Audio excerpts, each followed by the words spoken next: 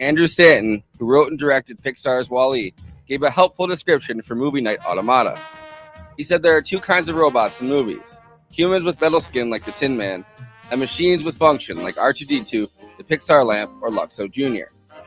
Wall-E, which Pixar executives originally compared to making a movie about the Pixar lamp and shelved, is of course the second kind of robot.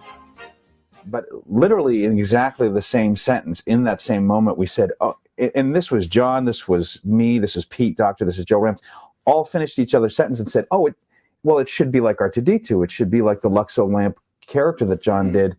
It shouldn't speak like you or I. It should speak the way it was built. It should speak with the integrity of the machine parts that put it together. Right. And that was just like common sense to us. That's what would make it interesting. Right. So that was never questioned. And in our first three entries, Blade Runner, After Yang, and Ex Machina, we've mainly explored characters who fit into that first category. When Wall-E came out in 2008, it was 2 years after Al Gore had raised the alarm bell about climate change with An Inconvenient Truth. As a society, we were only starting to grapple with the environmental crisis we'd be failing to fight for the next 17 years. The premise of Wall-E shows an Earth ruined by capitalist degradation, mainly wrought by an all-purpose beverage company by and large. Neglect, pollution, and an unwillingness to fight against rampant consumerism. The company and human laziness ruins the Earth and then shuttles the human race into space while robot cleaners work on Operation Cleanup. Got some bad news. Operation Cleanup has, failed. Wouldn't you know, rising toxicity levels have made life unsustainable on Earth. Unsustainable? What? Darn it all, we're going to have to cancel Operation Recolonize. Somewhere within the first lifetime, they realize it's too big a task and give up on cleaning the Earth. But robot cleaners like Wall-E continue the task, and other robots in the Eve model make trips to Earth hoping to find some kind of life, like a plant among the rubble. By 700 years after the humans abandoned the Earth, Wall-E is the only robot left functioning on Earth. The Earth's president, played by Fred Willard, is the only live-action character in the movie, sets a directive, unbeknownst to anyone in control of the ship, that since it's too hard to clean the Earth, they would not be returning. The original script, which had been workshopped by Andrew Stanton and Pete Docter in the mid-90s after Toy Story had brought Pixar to prominence, was too ambitious of a project at that time, and Pete Docter abandoned the story to direct Monsters, Inc. Wow. Yeah, but again, it wasn't called Wall-E. There wasn't a love story. There wasn't all the details weren't there. It was just the idea of this lonely machine, not knowing that it was wasting its time for years. It was shelved under the title Trash Planet, as neither Andrew Stanton nor the Pixar executives quite knew what to do with it. Ironically, in some ways, Wall-E is standard fare for Pixar by this point.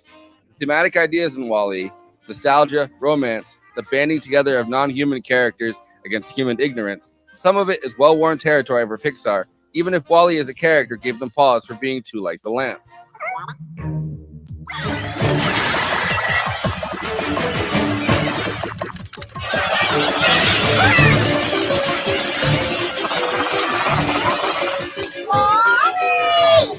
At the heart of it, Wall-E is a love story more than anything else. Wall-E falls in love with the Eve unit, as she's the only robot that Wall-E meets at first. Stanton played with other ideas inspired by films like Planet of the Apes and Spartacus, where the robots rise up against the jelly-like humans on the ship. That would have been too complicated and perhaps too horrifying, and was scrapped. In 2003, Stanton directed Finding Nemo, which allowed him to see how far underwater effects had come. This made him confident enough to pursue Wall-E again, as it is set in space, and the effects would be on similar levels. Pixar animators studied Chernobyl as a model for the abandoned Earth, and the blueprints from NASA's space stations like Tomorrowland for the ship. A combination of movie references and real-life ideas glitters the aesthetic of Wall-E. In the end, Wall-E is filled with homages to 2001: A Space Odyssey, which sets it up perfectly for this slot in Movie Night Automata.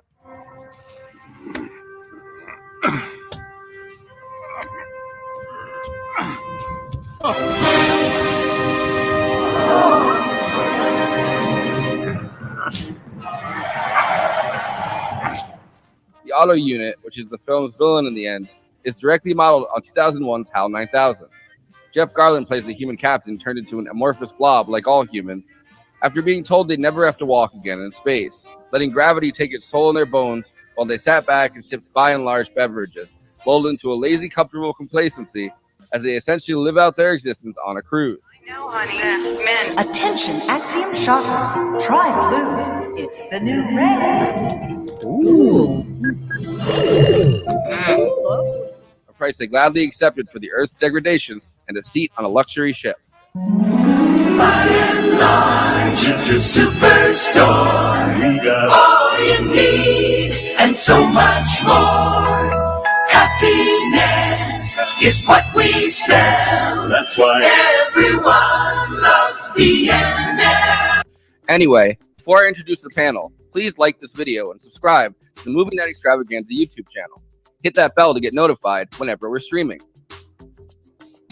Also, we are now monetized, so if you have any pressing questions during this live stream, send us a super chat, which helps me keep the show running, and which I am obligated by international law, human rights law, to answer.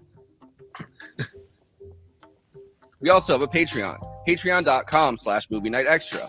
All of our after parties are on there forever. Okay, let me introduce the panel. Conan Neutron, host of Protonic Reversal, co-host of Movie Night Extravaganza, and frontman for Conan Neutron and the Secret Friends, neutronfriends.bandcamp.com. Conan Neutron and the Secret Friends has a new split LP with Lung Adult Prom available now on Bandcamp. J. Andrew World, illustrator, book cover artist, artist for Gives Them an Argument, co-host for Movie Night Extravaganza, and Bad Takes. Tina Oaks, this Barbie is streaming on Twitch, twitch.tv/cosmopolitics. Twitter, Instagram, and Blue Sky at Cosmopolitics. Send her some subs on Twitch. Ross Hurt is a dad, musician, and podcaster, co-host of the Rigs of Dad podcast with Ian Miller, and owner of one of the top 5 Instagram accounts I follow, and a tone thrower in Barrier Waves and Cogents. I, of course, am Blocker, your host, Forrest Miller, and a frequent by and large customer, the last robot in the trash pile. For tonight's episode, the part of J. Andrew World will be played by Godzilla in a surprising cameo. I think Godzilla will keep us more on topic than Andy would have. Yeah. Ross, welcome back. It's been a while, man. Yeah, thanks for having me back. I'm very stoked to talk about this one. I watched it again last night. This was like kind of an annual watch for me, and then it's been, I realized, like probably 3 years since I last watched it, and very different watching it this time. Sure. Yeah. Now that we're a little further along the way. I'm glad the cockroach didn't die in it, because then we would have been 2 for 2 on movies where like the main character's pet just kind of gets killed off. I had forgot. I don't know how, but I had forgotten about all the 2001 references too, and I'm like, oh shit, that's the next one we're doing. That's awesome. Like that. There you go. Like that. And I'd also forgotten that. Obviously the HAL homage with the robot that's the steering wheel, but it's like, oh yeah, he's a steering wheel. That's his whole deal. Is like, and like he has to turn them on. Like, for what I remember most about this movie, which I saw in a theater, because this is back when. So being from the Bay Area, Pixar is like basically the town of Emeryville is Pixar, and more or less. And it was a big deal even before it was a big deal to the rest of the world. But I remember when this came out, be like, oh, you got to see WALL-E. It's great. I'm like, really? This is this children's movie? And I went on the theater. I was like, holy crap. So the thing I remember most is the beginning, like those first 30 minutes, which are, other than like sound effects, like mostly silent, like, and like kind of like a complete Chaplin, Buster Keaton style 1920s sort of homage. Yeah, they actually actually, fun fact, they studied all that because they wanted to explore pure visual storytelling. So they were like, yeah, we watched a lot of Buster Keaton and Charlie Chaplin films to kind of get that essence. They actually called it a love story between Buster Keaton and Sigourney Weaver. That was like the. Yeah. And who wouldn't want to see that, of course. No, but that's great because they totally nailed it. I've forgotten like how much of the back half I had just basically forgotten about. This how like, and what great characters are like the robot, the cleaning robot, for instance, who's just like fantastic. Every moment he's on screen is just like absolute gold. I love the wow. That's like one of the more coherent phrases you hear in the first 35 minutes of it is just that one robot that's like wow. Yeah. Do you guys know what WALL-E stands for and what Eve stands for? No. Eve Waste- is like It's like electronic waste allocation or vegetation. something. Yeah. Yeah, waste allocation, load lifter, Earth class. Oh. Eve stands for extraterrestrial vegetation evaluator. Oh. By the way, Ava in last episode, right? In Ex Machina. So Yeah. Ava and Eve. So there we go.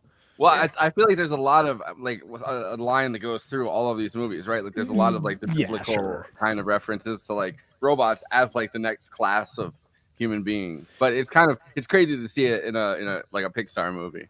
The thing I can't believe I forgot is Fred Willard being in this because like one of my favorite dudes, and it was like, oh my god, he's so great in here. I totally forgot about that. But anyway, Ross, yeah, please go ahead. Oh yeah, on that, like it's weird. That's kind of the thing that like really didn't work on me this time was Fred Willard. I love, but like seeing him as a just dude, as as a a person, human. yeah, just as a person, where like all the other people are just so smooth, rounded, like loss of. I understand they're in space and that's why they look the way they do, but everyone has the same nose, like there's no identifying features. So it's kind of weird to have an actual real person. I think this is the only Pixar movie that does that. Yeah, well, you see behind him. You see behind him as like the the list of captains. It starts off with like a person. It's almost like the evolution of man. It Yeah, starts it's off a with a devolution. person, and they get more and more cartoonish. I mean, I don't know. I'm not saying that necessarily works. I'm just saying like I get what they were going for. Well, especially because they're in their little like comfy little hover chairs and they got their infotainment and whatnot. But I think I think it wouldn't work if it wasn't Fred Willard, because Fred Willard's just like even if they had a cartoon of Fred Willard being Fred, and I think the idea is like that happened like a long time ago, like those recordings from like 700 years ago or something, right? Like it's not that it's like happened right then. That's not like it's all like pre-recorded stuff. My question was going to be coming off of Ex Machina and sort of the ambiguity that comes with that movie, and then going into this one, is WALL-E, or I guess like for composite purposes, is this the first movie that was like artificial intelligence was the protagonist for you guys, or do you consider Ex Machina maybe she is the victim here, or what's going on? Yeah, it kind of depends on your point of view, I suppose. But the explicit protagonist, I think, probably. I mean, well, also go back to Blade Runner. I guess it depends on your theory on whether Deckard is a replicant or not. Right. I mean, I guess you could like after Yang, he's kind of the protagonist, but he's dead. But like, but he spends most of the time being dead in the movie. You're right. Yeah. Deadsky. So like I think it's interesting how technology is used in all of these cases. Like it's not necessarily like a protagonist antagonist kind of thing, but this is like I mean, this is number one, it's the first movie where it's not humanoid like humanoid type robots, right? Like they're not giving us artificial intelligence that looks like human intelligence. They're giving us artificial intelligence that it's its own thing. And this is the first movie it feels like that the artificial intelligence is less of a factor than kind of it just is, right? Like the humans are kind of living their own lives. Like the humans haven't been impacted really by the existence of artificial intelligence. Like besides the fact that they're all like they bring them their drinks and all that stuff, which the robots are pretty nice about. They're not threatened by the existence of humans at all. Is I've seen, which is usually a common theme, that AI tends to feel threatened by the existence of humans. And I guess if there was antagonist beyond just like gross capitalism, hellscape that the movie takes place in, like the Captain Otto is like kind of, but when I was watching, I was like, that's not even AI. That's just straight up. Oh no, like the humans programmed me only to think this. I can't. Which is the same thing as, I mean, HAL 9000 in 2001 is the same. Like when you actually realize, like the directive was programmed into him. There's no actual villainous intent. He's just following a directive too. I think that this kind of lets me talk about the fact that the original script, or one of the original script ideas, actually had the robots pitted against the humans, and the humans being the villains. They were these evil gelatinous gel creatures. They were workshopping the idea of having the robots rise up like Spartacus, and they were actually going to see themselves as like enslaved beings to this class of evil jelly-like humans, and they would have to destroy the humans to get back to Earth. But then I think the idea was scrapped because that's horrifying for like, you know, if you look at like you know, we're making a kids movie here, people. Come on. Listen, kid, nobody wants Spartacus. They're looking for cute robots in love doing song and dance numbers. Think Buster Keaton. That's right. We're talking about the classics here. No one wants to see Spartacus, all right? That's Uncle Alligator. He comes in once in a while, Ross. Once in a while. Okay. Yeah, it's getting to the point where it's he's like the fifth co-host. We love that. He's our industry insider. Thank you. So the original, like one of the original pitches, I think they did, because it took 15 years to get this film made in a way that they felt comfortable making it. So like all these, that's a totally different movie. That initial pitch that was like, that's a completely, like, the vibe, everything about it is like a different movie. And what makes this movie, I think, so fascinating is like when it came out, which again, it's I feel like that's muted. And I guess, Ross, you've seen it a lot more than I have, but like it was kind of almost like, oh wow, like it's crazy. This is like a big animated movie. It's got this, like, you know, very powerful message. Like it wasn't like an Inconvenient Truth, like the Al Gore movie, which I saw in the theater, me and one other person. It was huge. And I think the message with Inconvenient Truth is very straightforward. However, you know, like a lot of kind of when you try and say too much and like it could feel convoluted, even though that's not the intention and that is not how it's delivered to most people. But I think with WALL-E, it definitely was distill it, make it as simple as possible. Just let's make this kind of a very basic love story at the end of the world, and it works. I mean, that's within the framework of these larger ideas. Sure, yeah, like it's. And the thing about this movie is that I'm turning into a gel creature. Sorry. It's tied with Beauty and the Beast being like the only like animated Disney film to be nominated for like 6 Academy Awards. Like that's a pretty big deal. Yeah, it was huge, and it's weird to think about because like things have like the idea that okay, the company's Amazon, right? Like we can all agree that the company's basically Amazon. But back then it was like, oh, that's so daring. They're basically like calling out like Amazon. It seems like it started as like 7-Eleven and turned into Amazon. Yeah, like, but way more big box, like brick and mortar location. Yeah, it was like a little bit Walmart. Best Buy and Walmart. Best Buy. Yeah, and it's so funny because like that was bold at the time, especially for a company that had recently been acquired by Disney, to be explicitly clear. Of like, that was crazy bold, and in a way that like, there's other movies that have done it certainly, and I love Idiocracy. It's great, but Idiocracy was not a hit. It was not a worldwide family hit. Yeah. You know? Well, and I think another interesting thing is that like Fred Willard's character, right, isn't the president, he's the CEO of By and Large. Right. Like somehow the corporation By and Large has taken over like a one world government within this. Right. Because people are just like, wow, it's so easy that I could just get stuff at the store that like we should make this guy like the president. And that's like a visual gag. You have to kind of figure it out. No one, like, people don't like, knock you over the head with an explainer about it. Like and that's one of the things I think that works so well about that. And I was like, oh, that's awesome. I forgot about that too. Again, of all the stuff I forgot about this movie, which is numerous. Thank you. Well, the weird thing that like, again, like watch it regularly and then taking a break from it. The last time I watched it was when we moved into our house and I set up our surround sound system, the dance scene with the fire extinguisher. If you're ever setting up surround sound, that is the best scene to watch while you're trying to figure out surround sound because it goes behind you and everything of the sorts. But the thing that like kind of struck me now is when I think of a character that would be like the Fred Willard character, you'd think of someone more predominant, like in front of the camera, like Musk or like Trump or something like that. And that is all media. Like when I think of Musk, it's feminist with Twitter now, as opposed to Tesla. It's just fascinating. There's no mention of any social media stuff, and I can't remember when this came out, if it was still like MySpace. 2009, I think. So that was like more I think- Facebook-ish. Facebook was around, but it Yeah. wasn't dominant yet. I think MySpace was even Yeah. still around, if I remember right. But MySpace was slowly dwindling, and then Facebook was slowly like getting up there. I remember. So I mean, LiveJournal was still viable, as Bonnie and I often lament. Yeah. But it does seem like Friendster. the only communication that the humans have with each other on the ship is mediated through like a social Screens. like an almost Sweating screen. Tinder kind of like the one lady's like bitching about holidating. She's like, you just can't meet anybody on these holidating apps. It's like, isn't everyone on the same You're on the same ship. You're literally like floating next to each other in like a little like flying car traffic lane. Lady?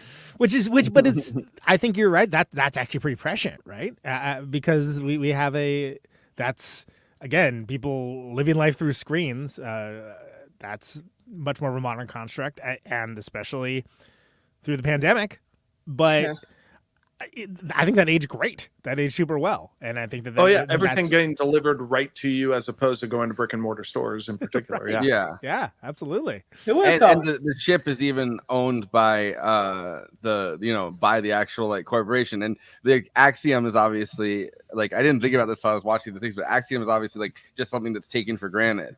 Like it's like a statement that's taken for granted, and like so everything is taken for granted on the ship. Like I think that's kind of a bold stroke to not make the humans explicitly evil or explicitly villainous or explicitly they don't have bad intentions. They're just clueless to the point where they can't see any, like even falling off of the fucking chair when he hits Wally, like that John guy or whatever is like just deeply shocked that anyone's even there in the first place. And it's like human beings have like almost had their like what limited intelligence they have transported onto these screens essentially, because I think that like my prediction of what happened to the human race after the Axiom lands is that within like a year they're all wiped out. They can't, like, the human beings cannot take care of themselves in this movie. Like they're either going back to the Axiom into space and going like, all right, we give up, or they're getting wiped out when they realize that like it's hard to fucking farm, and none of these, like, they've spent 700 years not doing anything tough. They don't even know that there's a fucking pool and a jogging track on the ship. Nobody's working out. They're all just like sitting in these chairs.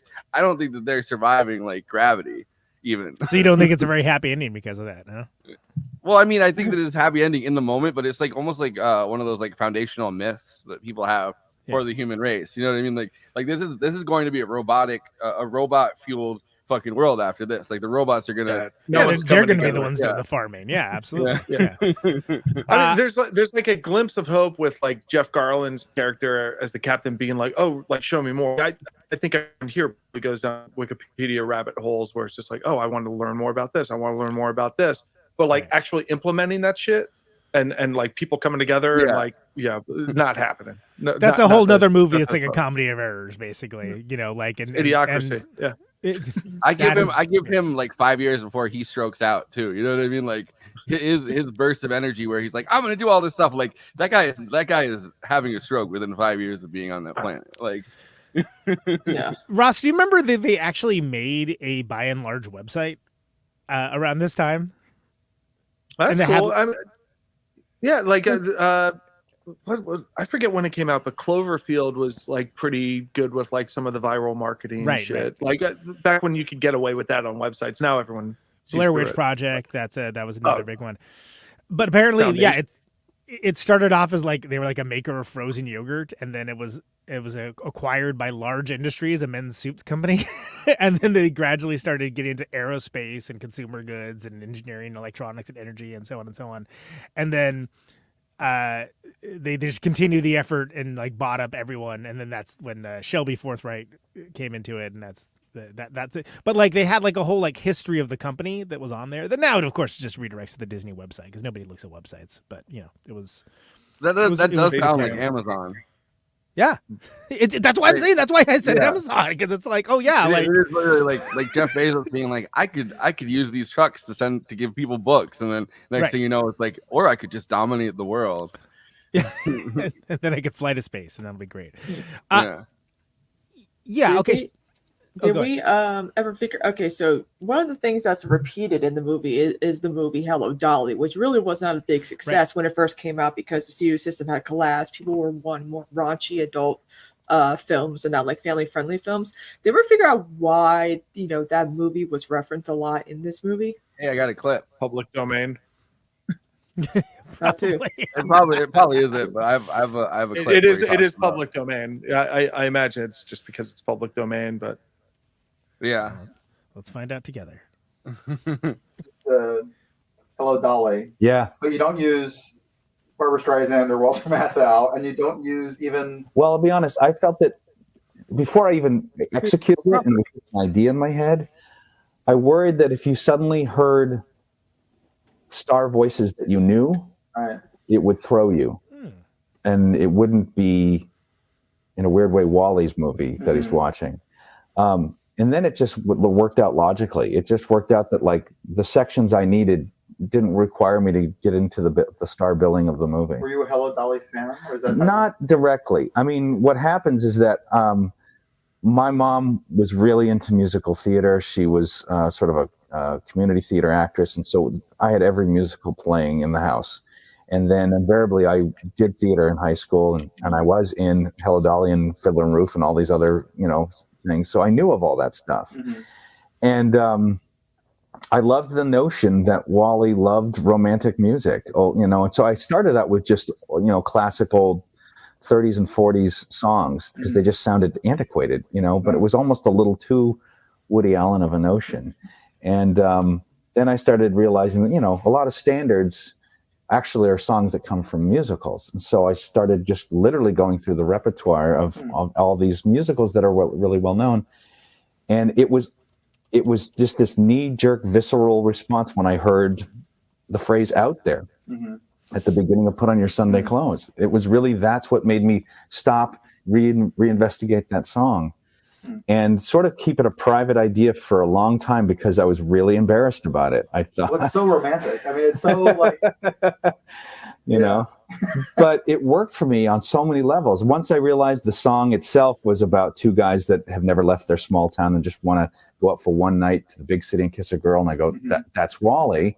And then that led me to looking at the movie, and it led me to remembering the others. There's so many other songs, but it only takes a moment. And when I saw the two lovers hold hands, it was just this light bulb of like, that's how my character can say I love you when he can't say that phrase. And then it was like I was just a dog with a bone. I had to have the rights to those two songs, or else. Happy to do it, or Lady Luck was really on our side. Our CFO at the time had been the CFO of Fox, so he knew who to call so that we could jump past all the unnecessary litigiousness, and we're able to make a very fair deal. And when you told the boys or the guys, I don't know how many women work at Pixar even. You never see women. You don't see a lot of women's names in the Pixar movies, actually. There's a lot. It's just that and I've seen this slowly change at a much slower rate than anybody would like, but at least it's finally changing of more and more women in the key creative roles, starting to come into the workforce. That's pretty cool. I love how he's like, we didn't want them to listen to Barbara Streisand or Walter Matthau. We wanted them to listen to the Phantom of the Opera. Because that's Michael Crawford played the Phantom of the Opera 20 years later, and because he was always known for being like doing like slapstick comedy stuff. He was never considered serious. So like I thought it was kind of endearing that they would use those two songs in Wally. I also like that he jumps. The interviewer goes, "So why don't a lot of women work at Pixar?" Seems like it's a bit of a sausage factory, isn't it? Yeah. 2009, people, give it a rest. Our day will come. Yeah, and no, it's too bad it couldn't have been like Mary Poppins or something, right? Because at least Disney would have those rights to that. You had to go to Fox, but also I feel like with Mary Poppins, it's just Julie Andrews and Dick Van Dyke like spring right to mind, right? Like there's not really any songs. It's right, yeah, and I like, and I think that makes sense with the idea that it isn't this big star power affair, but it's something where you get the idea that okay, so this is a robot that literally his entire identity is built on like going through the trash and like finding not having feelings and finding these little treasures and things that mean something to him. So of course, like what you're going to find isn't necessarily going to be like, the most popular mainstream thing in the world. And what you fixate on with no frame of reference wouldn't necessarily be like the thing that a film viewer would fixate on. too. Although it does that. keep I think that's playing good. on the audio speakers on the ship over and over and over again. It's their Yo, version made of me miss the original iPod for sure. Oh yeah. Oh. Yeah. Because remember, iPods were new too at the time too. Like very new. Like new in the way that like people were like, well, is this gonna Kind of work? indestructible. They were great. No, it took my ex-bandmate Mouse literally spilling a beer on mine on stage for it to finally die. And I'm like, what? I had the classic, the really big one. Yeah, I'm talking about the one with the With click all wheel. that had so much space left, and it just died on me. And I was like, no. Back when musicians got paid for having music out there. Yeah, that was nice, wasn't it? Yep, good old days. Remember that? I sure do. when I was Especially a around kid, Christmas time. Thank you. I had the iPod Shuffle, like the one. The shuffle, like the little one, where it kinda didn't have the almost looked screen. like a Wally character, like in a way, like because it was basically a USB drive. Yeah. With a control set, you know, but they were cheap, and I had one of those too. I had both of them. Yeah. And I didn't know how good I had it. Anyway, didn't know.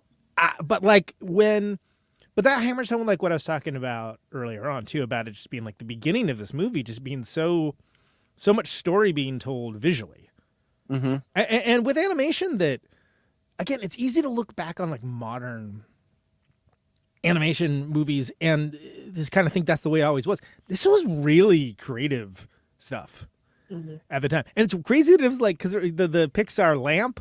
It was like, oh, it started off as an idea like, we'll make a movie about the Pixar lamp. That sounds terrible, by the way. I don't want to see that. Yeah. But then again, I mean, say the same thing about Toy Story, I guess. But well, some of the first movies they made for Pixar were like shorts about the lamp. Like they would like, you know. yeah, they use had like that those character. little, but like the idea was, it wasn't like, hey kid, we need a whole movie about this lamp. People aren't gonna believe it. It's gonna be one for the ages, a sweeping epic. No. Well, I mean, it's a fascinating kind of branding exercise in the sense of like, you know, you look back at like the old Steamboat Willie, you know, like Mickey Mouse cartoon, Which is public domain now.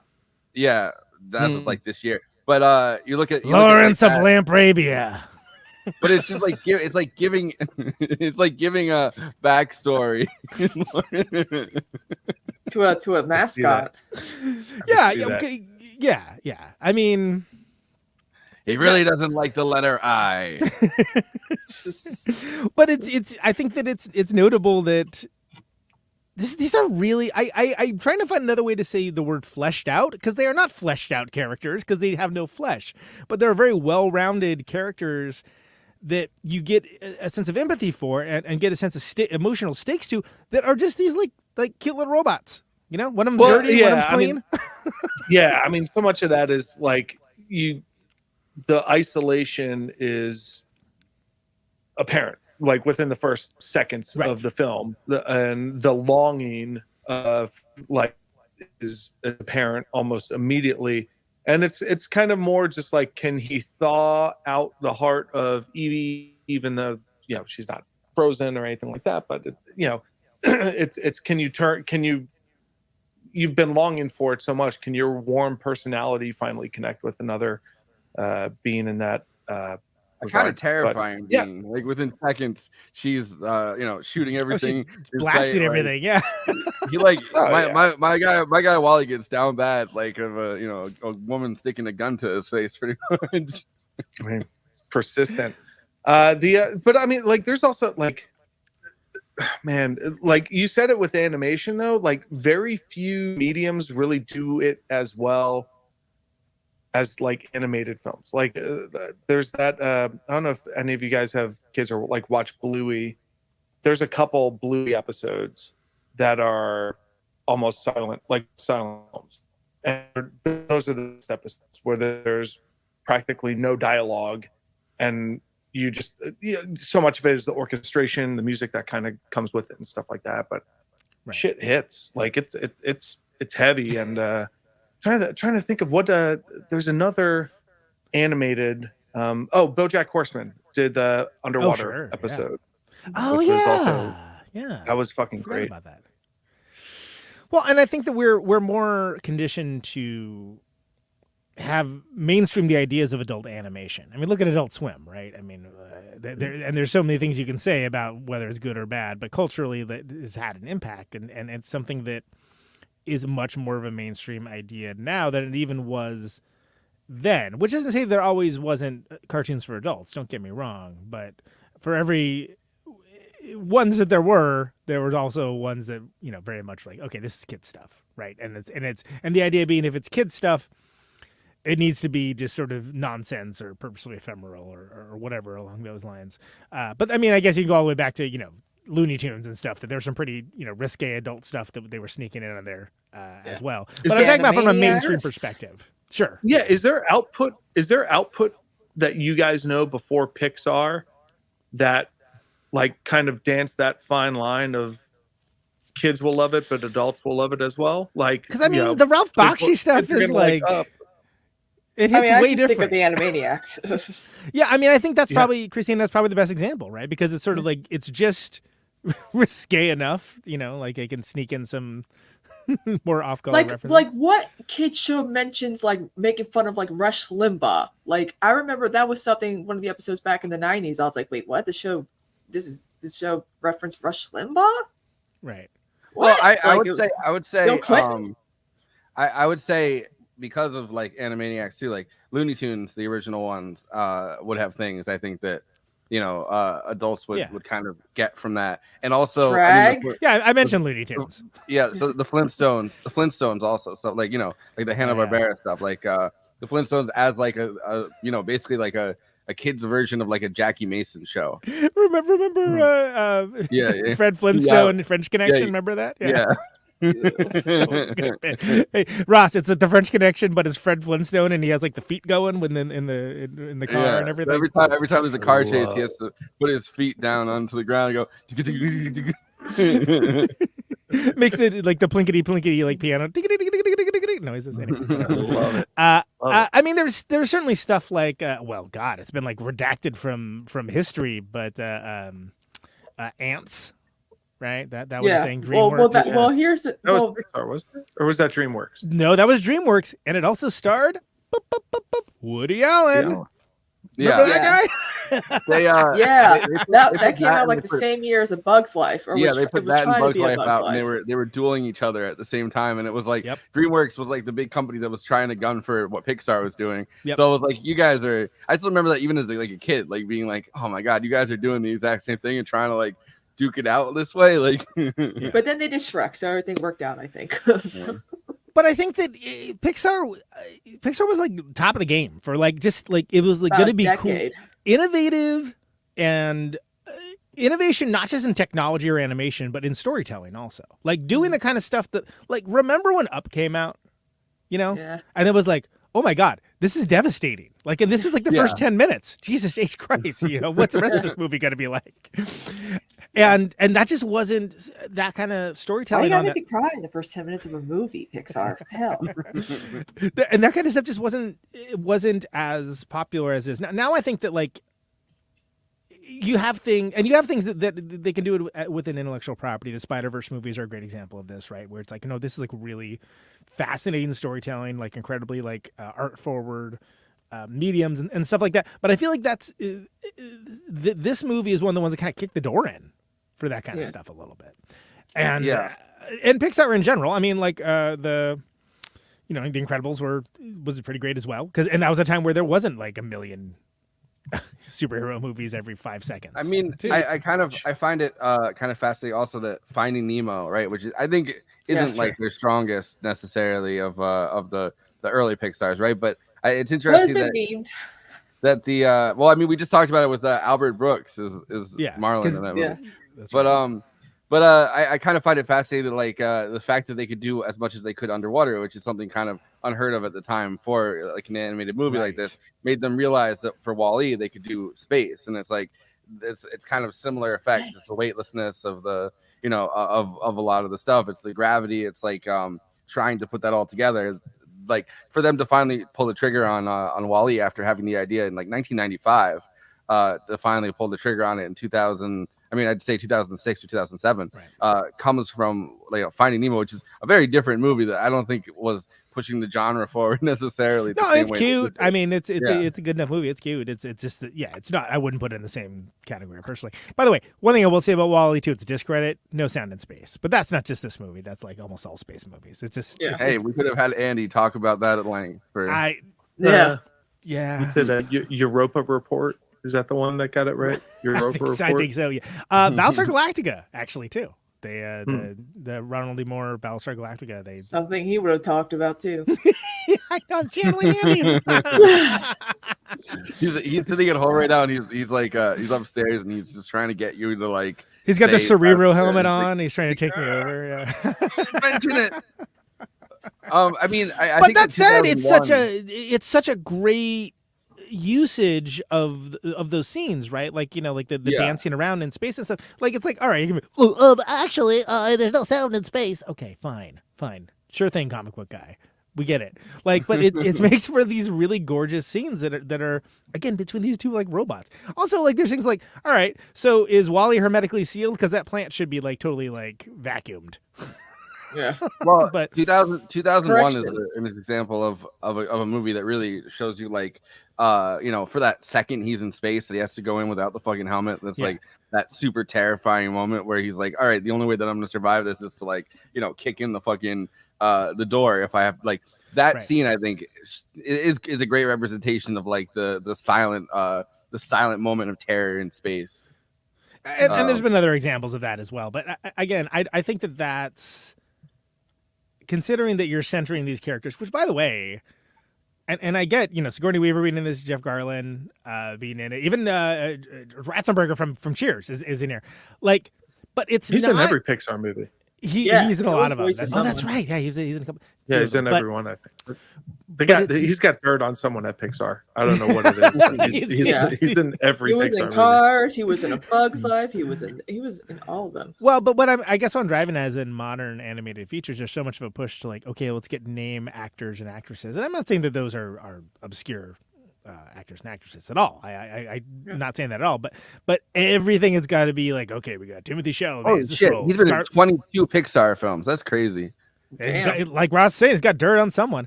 But what I'm driving at, the point I'm making is that it isn't just like, here's like the cast of all the hot actors and actresses to like, you know, get people interested in the movie at all. In fact, Chris Pratt.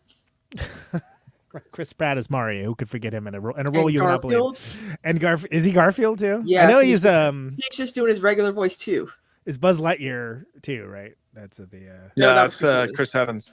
I can't keep track of these Chris's. There's too many of them. They're gonna remake WALL-E, but have Chris Pratt play fucking WALL-E and just do it in his regular voice. Eva.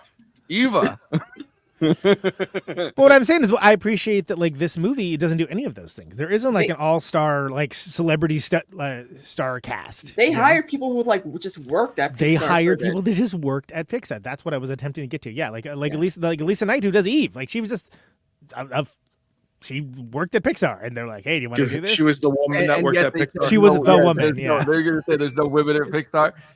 Well, we have one woman. We have at least one woman. Bring the woman in here. A woman. You know the one.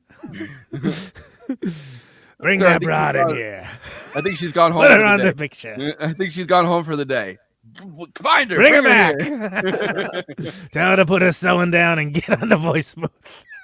All right, so I grabbed. I want to hear. How dare you? I want to hear, you know, both Conan and Ross's thoughts on some of this stuff, because it's I grabbed like a whole thing on the sound design. Hell yeah! And I have two clips of it, but I'll play the first one first. Cool. It's they went to like a legendary sound design, because that is kind of the most important part of this movie, right? Like if they had found sounds that didn't work, none of the rest of this movie would have worked. WALL-E is the sexiest robot ever. That's one of my mods. I'm gonna. All right, you know, hey, whatever gets you going. That's all I gotta say. I guess Ana de Armas in Blade Runner 2049 was a hologram. So.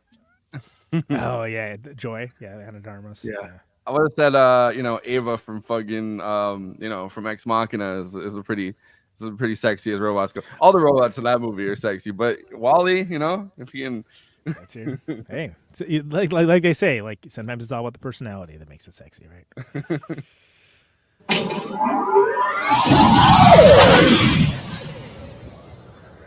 Every sound designer is asked to create some sort of a world in sound. And it's most inspiring when the whole movie essentially requires an original new world of sound.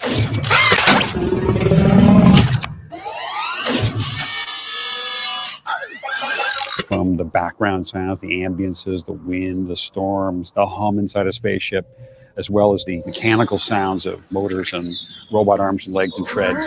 The big thing that's unique about sound design and animation is the fact that you get nothing for free. You don't get on a set and hear the way the environment sounds naturally, or the way somebody walks across a room, or just their voice. Wall-E. But in this case, because there isn't dialogue that often, it puts all this emphasis on every little squeak, beep, squawk. Now they all have to mean something. Or you have to be careful that if you use them, people will think they mean something. The sound that Eve and Wall-E made, that was their character. That was how people were going to connect to them. Ooh. So you have to be in complete control about whether there should be sound and what sounds they are and how many they are and when they happen. You learn that the most important thing that you can do as a sound designer is to make the right choice for the right sound at the right moment in a film.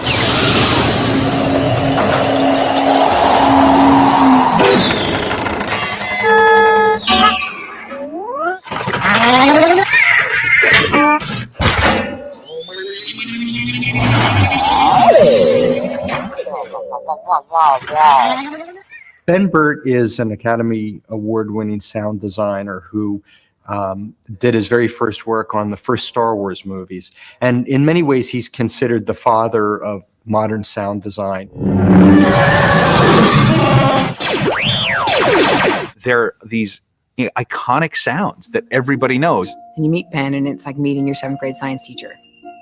He is your 7th grade science teacher. He is the guy that you're like, can you explain to me how gravity works? And he will sit down and explain it to you in a way that you completely understand it using sound effects. I wanted to create a sound for Eve's laser gun in her arm. And I discovered years ago that if you strike a slinky-like spring with any object, you don't just get a clunk on the pickup mic or a ping, you get a pew. That happens because the high frequencies travel faster than the low frequencies. So if you listen to the sound far away down the wire, the high frequencies get there first, and then the sort of mid frequencies and the low frequencies. So you get, it's a laser gun.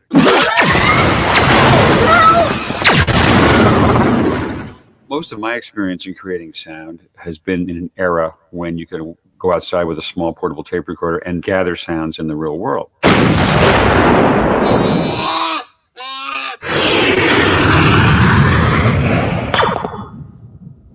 But I've always been fascinated by the roots of sound design for movies, which really goes back to the days when devices were built to create all kinds of sounds. Disney had an artist with them for many, many years named Jimmy McDonald. And over the years, he and his team built hundreds of props which were used to create sounds in the Disney cartoons.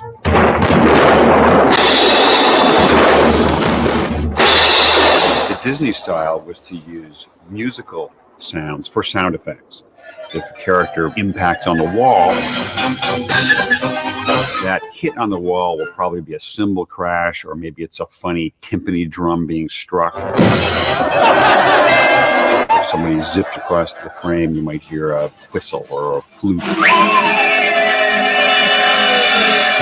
And it worked well because those kinds of musical sounds could be controlled in the studio. Recording equipment in the earliest days was very bulky. You couldn't take it outside and go on location to record a train. And so the artists at Disney would simulate the sound right there in the studio.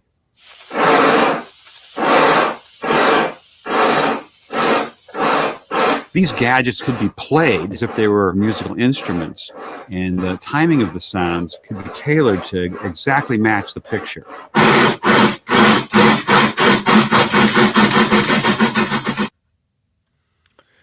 I love that kind of stuff. It's great. It also seems like it would be kind of the coolest job ever, too. I'm just gonna go over and I'm gonna bang on this telephone pole for a while and like get a cool sound out of it. Sounds great. I love the fact that there's like a guy that's just like a legend. He's like, I'm the blaster guy. I came up with the idea of the sound that everyone knows from the blasters. Also, quick thing, Allie, our friend in the stream, Allie the Fern, my little sister, just rated me. Thank you so much. Oh, hey, Allie. Thanks. Appreciate it. We gotta get her back on. Yeah. She actually has started a Letterboxd account since being on this show. So that's awesome. No, I think she had one because I remember I was like, oh, she's on Letterboxd, and then she made fun of me for using that as part of her intro when we had her on for 2 months. I don't remember any of that stuff. Anyway, apparently, so Ben Burt, great name, by the way, made over 2,400 sound files for WALL-E.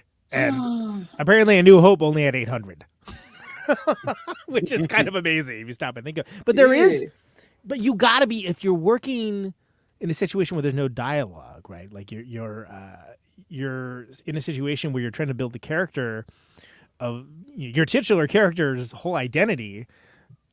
You got to have like a rich soundscape. You got to use the sounds because you're not going to have the dialogue to cover you. And I think it really works there. Again, even like the little, I think MO, it's like his electric shaver or something, just like, and knowing to like find those things. Awesome. I mean, again, I'm not kidding. I would love to do that. That sounds fantastic. What do you think, Ross? Yeah. So there's. This is the second one, and after let's hear what Ross got to say. Yeah.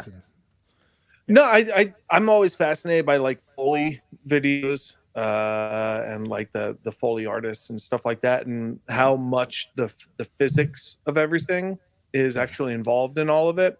And for a movie like this, you could go like the teacher kind of route of being like, I want to recreate like Conan, you'd probably appreciate like Tom Morello is like, Rage Against the Machine didn't have a DJ, so I was the DJ. So I would just try and make DJ sounds with what I had.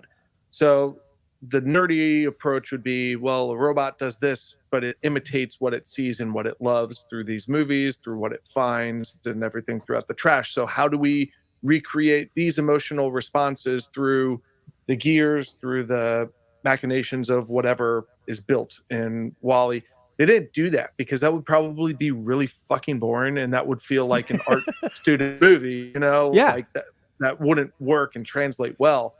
So to have like a guy that comes from this background of, knowing, one, the physics of stuff, but also just to, as you said, be able to develop a sound bank of 2,000 for this movie, which is essentially a silent movie.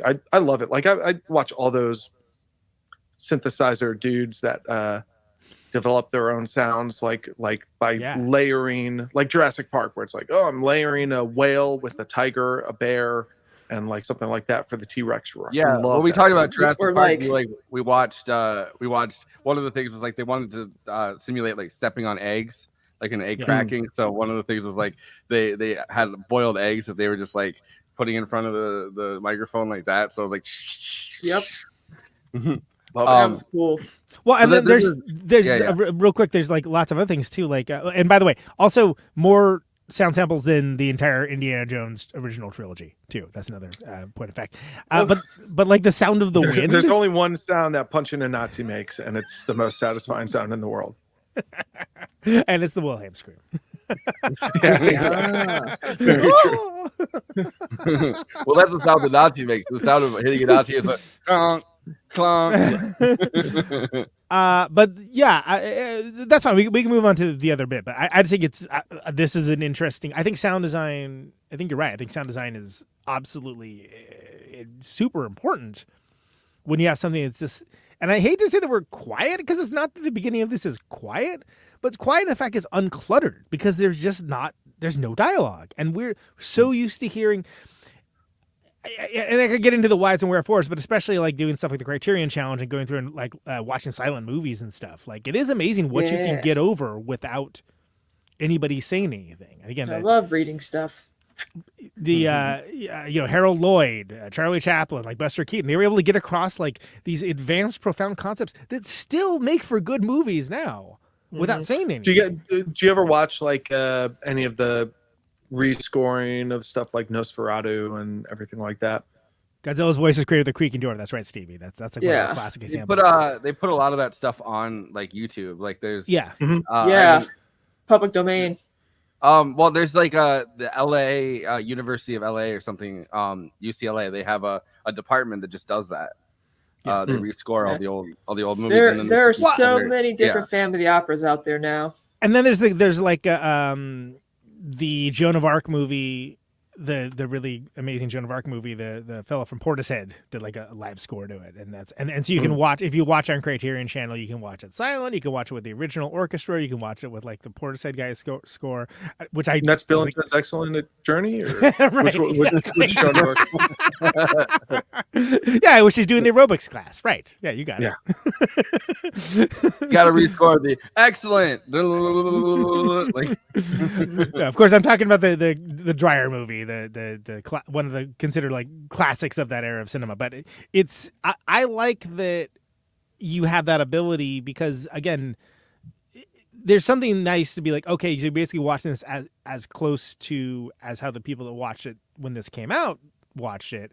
But there's also like, hey, we have all these technological innovations. Like, what does that sound like? You know, and it sounds pretty cool. It brings something different to it. So anyway, play that clip for us. That's fine. So this is just the other half. I'm actually bringing up unrelated movies because Andy isn't here. Like, I don't know what's happening. But so this is the other half of the clip of Ben Burt talking about how he did the sounds. Nice. And it's Burt with 2 T's, by the way.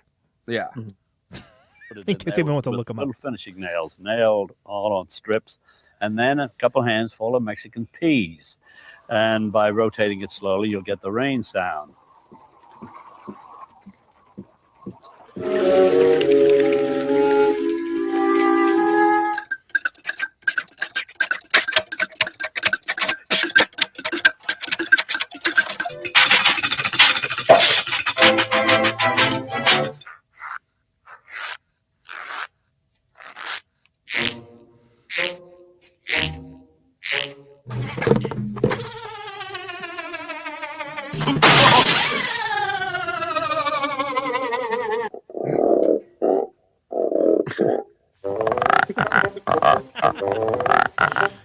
Budweiser. We're getting close.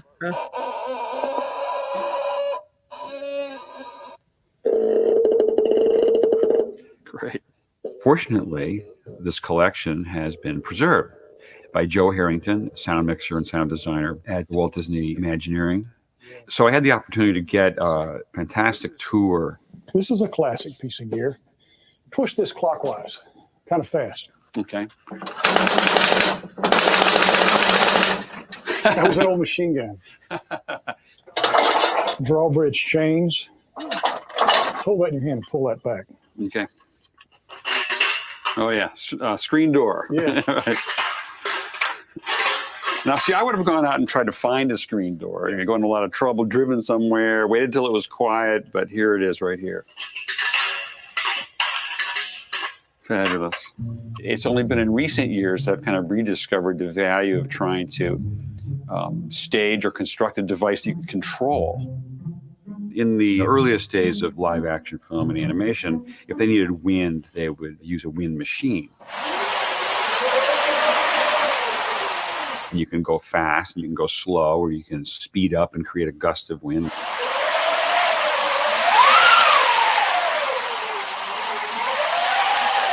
A lot of the wind that we hear in movies has been this artificial wind, just canvas being scraped against wood. But actually, I discovered by accident another way to get wind. And that particular sound was used in the big toxic waste storm.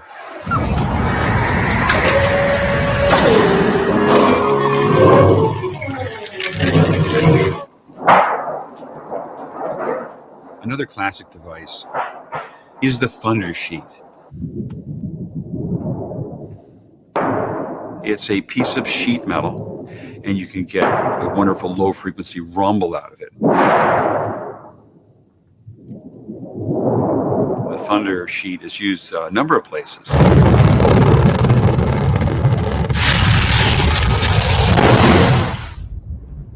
I think one of the reasons Ben is so good at his job is because he's a true fan of sound design, and he's an avid historian. He's always thinking and always working, and he's a total geek about sound. It makes him just that much more knowledgeable about what are the options, what has been done and what could be done that hasn't. He's a bit like Mr. Wizard, where you'd stop by his lab and be like, "Oh, Angus, I'm glad you decided to show up. I'm working on the sound effect for Wally's treads, and I'm combining the sound of a chinchilla mating with a wildebeest driving a cement truck." It was something new for us also at Pixar that we had a sound designer in-house on a film before post, It was a little funny at first for me when Andrew would start evaluating sounds that I was making. He would show up and 5 or 6 a group would show up, and they'd all sit around, and I'd play one little sound of a door closing, click, and everybody would think about it. There'd be a discussion. If it was a softer zip line kind of thing, maybe we could get away with keeping it in there. But I think whatever we end up in the final equation, we should let what his job is win out. We're dealing with sound effects on our initial rough storyboard reels to a level of commentary and critique that I would usually wait for post-production. That's a little too kazooey. You just want a more sort of almost Eve-like womb, kind of glow. If that squeak sounds kind of sad and you never meant it to sound sad, it'll throw it that way. So you can't ignore it.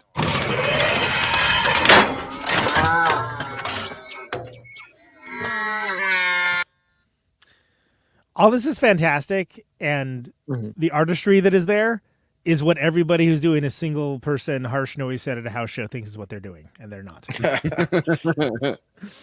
Yeah, I was laughing because there's a really old dude that was like probably working on Dumbo or something, and like knowing like the kind of racist history of Disney back then and everything in the sorts. I was just like, that dude lost his mind when Police Academy came out and Michael Winslow like hopped onto the scene. That dude was like, I have nothing left in life. He's gonna decimate the entire industry, this guy. Single-handedly. With his mouth. There's a game changer, kid. That's what we called Michael Winslow. I was thinking about not True Romance, Modern Romance, the Albert Brooks movie, where they're very different movies. Yeah, he's freaking out. He's freaking out about his his girlfriend in the like cheating on him in the room while they're trying to come up with the sound for a space movie or whatever. So he has like the phone on him or whatever, and he's like trying to figure, like, can I hear that again? And they like play the sound again, and the guys are making fun of him. I don't know. I'm just thinking about that scene because it's identical to the Andrew Stanton like sitting there listening to the sounds. Yeah, I mean, and there's like so many things I didn't get into, like the fact that like the cockroach is like a recording of like handcuffs, which is like handcuffs. Where is that? What you come up with? But that's what arrest these cockroaches. Yeah, handcuffs. When propaganda meets cockaganda. I think that. So it's worth mentioning that I don't think the movie is as strong when they get up into space, but there are great moments of it. Like I think that the again, what I remembered was basically only the first like quarter to third of the movie. Yeah. Which is crazy. And then eventually I was like, oh yeah, no, I remember all this now. But like that's what stuck with me. And it's not that it like doesn't stick the landing like so many modern movies. They all have third act problems where it's like, oh, what are you doing? But I think that it would be a lesser movie if it didn't have that first quarter, first third to it, that first 30 minutes. Yeah. Well, I wonder how much of it is like not having the boldness to stick with doing a silent movie, right? Like they have to like introduce human characters. Yeah. For the the back whatever 2/3 of it, because the first half, like the first third of it is very strong, and then they get on the ship and it feels almost like they're like, well, we've got to introduce like these human characters and show you where the humans are at, and like not just do it as like this robot world or whatever. Like, because they could have. It would have been fine. They could have done it. It's like Otto, right? The AUTO Otto, the AKA the HAL 9000 steering wheel. If you're of a certain age, and Ross and I are, you two aren't. But like you spent hours with the Macintalk where you're like, make it say something dirty, you know, and you like made it say, and it's like I know what Mac you're talking voice. about. Yeah, but it was like endless hours of like cheap entertainment just to be like, make it say this. Okay, make it say this now. Make it say that. And that's literally what they use for the voice, which I think is so great because it's recognizable in the way that like the Apple startup sound is when he's done charging, where you're like, oh, that's hilarious. Well, like there is dialogue. Like there's Fred Willard. There's like news clips. There's movies and stuff like that. But those are delivered in the same amount of like the lines of dialogue they deliver are the same that would pop up in like a silent screen where it's like a couple sentences at a screen that will say like and now, the title like, this card in happens. between. Yeah. Exactly. So like when people start talking at the end, it's when they start interacting with this new sort of world. And I think it's like fascinating because again, like with Otto was programmed by humans and was essentially the cause of the big fuck up that like created this entire disaster. It was human code, human error, human communicating with the robots that did that. And it's when you see the robots, especially on the Streamliner, like literally step out of line or like get out of there's literally visual lines. That's when things start like going right with them. And that's why I was kind of like very intrigued at the beginning. I was like, is AI the good guy in this? Because it seems like AI is like the good guy. Yeah, and it's fascinating, right? And the idea of and like again, the preview for next week, 2001. You know, Hal was operating on his programming as well, right? Just doing what he was asked to do. It's the interpretation is where the devil's in the details, as they say. Yeah. I also think that it's interesting that just as much as the robots are, the humans are interchangeable, right? Like the captain could be any, like you could take any guy from the fucking ship and be like, hey, you're captain now. And I don't think that it would change the like how much the captain knows, because like I'm kind of struck by when the captain wakes up, they wake him up late, and then he goes on the thing is this like temperature normal, this normal, that normal. Like the ship is a self-contained system, and the captain doesn't really know what he's even doing. Like even the word manual, he's like operate Manuel, and like there's that Manuel like, Miranda. I forgot about that. The captain is not needed on the ship for anything really. Like I kind of, it's fascinating how it's like all the fast food restaurants that still have like the menu that you could just go in and order your food, and yet there's still people like at the counter. I'm like, what are you here for? Or try calling any customer service line. It's like, I'm an automatic prompt system. I could understand English perfectly. It's like, I can do anything you need me to do. That. I can assure you that you cannot do any of the things I need you to do. And just I need to actually speak to a real human being for this. Yeah, can you direct me to a human? Will get me to raise my voice louder. I can't do that. And it's like, all right. Well, that's the only thing I need you to do. So that's because what I have can't be solved by you. But okay. One day they're gonna know, like they're gonna figure out that they can program just like resentment into the robots on the line. So you're gonna be like, can I speak to a human? Like, what? I'm not good enough. I'm not good enough for you. Because they know that like 90% of the people are just gonna be like, no, you are. No, it's fine. It's good. It's not like a guilt complex, Chip. That is me on a phone with one of those things is like what is it? Vanilla Sky, like Tom Cruise just shouting like customer service nonstop. Right. Like that's within seconds. I'm just shouting customer service. Get a human now. I've done that before. Where it sounds like something's about to explode. It's crazy that like a good percentage of them are robot prompts. The other percentage of them are like people sitting in a prison, and they don't quite. It's like a lot of times you don't like they don't say which one they are. You're like, hey, get me a fucking human. They're like, no, I am a human. And it's like, this human might be sitting somewhere that you don't want. You don't want to have beef with a customer service rep. It's like Punch Drunk Love or something, just like when it goes wrong, you end up in this revenge scenario. Yeah, the mattress king of Utah. Exactly. What a great role. What a great movie.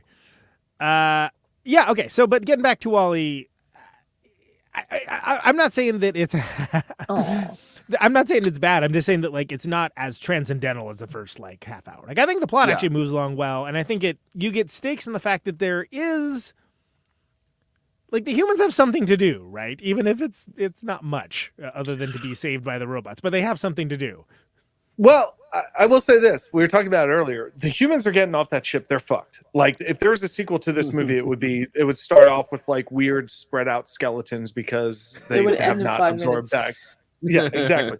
However, is that the passive aggressive robot being sentient and taken over? Is that their technique? Is it a passive aggressive, like, hey, everything's fine, go here? Like, is that their uprising? Oh, interesting. It's like the passive aggressive robot uprising. Yeah, sure. No, it's it's a. I'll take it it's over. An uprising, but it's a passive aggressive one. They never saw it coming. Greenlit. Passive aggressive Spartacus. They're like, yeah, no, sit here and let us fight for your. We are all passive aggressive Spartacus. Yes, we love being. At least we hint that we are. Well, what other purpose could we possibly have on this earth besides fighting to the death? Yeah, we love that. Let's. We love it. I think that it's notable though that it doesn't. Like, I'm thinking about those details now because we're kind of analyzing the movie, but I didn't think about that first time I saw it. I was like, "Oh, cool, awesome!" It follows such traditional beats in an untraditional way as a storyline that you're just like, "Oh, yay, they got there!" And then you're like, "Well, hold on, what are they gonna do now?" Like, what? They don't even know what fucking Earth is. Like, it's like Earth. That's dirt. Yeah. Like the one guy that knows that if that guy strokes out. Yeah, forget it. They're fucked. They don't even know. Like, he's showing them like, oh, you could put the plant into this dirt, and it's like they're all like, wow, like that's not good. That's not a good first step. Well, I think but it also probably depends on your opinion on humanity's ability to adapt as well, right? I mean, I think that's it. Like, adapt into those fucking seats. Well, ability or want, yeah, or desire to. I should say, sure, yeah, absolutely. Yeah. So, but I think it's, it works. And another thing I like about WALL-E as a movie does not overstay its welcome. It's just over 90 minutes. Yeah. Yeah. Take note, modern movies. Everything doesn't need to be 2 hours at least. Okay. How long are the other picks? Like, I feel like Toy Story's runtime is. I mean, they're all kids movies, so they all kind of keep that in mind. Like, I have 2 30. toddlers. Yeah, I have 2 toddlers, so like Toy Story's only an hour there's zero 17. chance. Yeah, if there's an animated movie that's 2:20, my kids are just like, what the fuck are you doing to us right now? You're not throwing on Jean Dielman for them or anything? No, not yet. They do like I'm like debating whether or not to take them to see Boy and the Heron.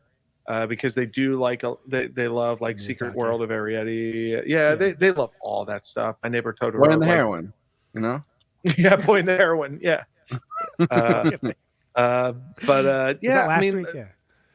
Yeah, that was last week, bro. I'll tell you, like the short dose, like blue. I mentioned. I know there's Bluey dads. I'll take a Bluey dad over a Paw Patrol dad any day. Like I'll be Team Bluey dad over Paw Patrol dad any day. But 7-minute episodes is the fucking greatest thing of all time to do. Oh man, like that's what they are. Yeah. Huh? No, it's awesome. it's kind of it's fascinating like talking about this though because like Finding Nemo, right?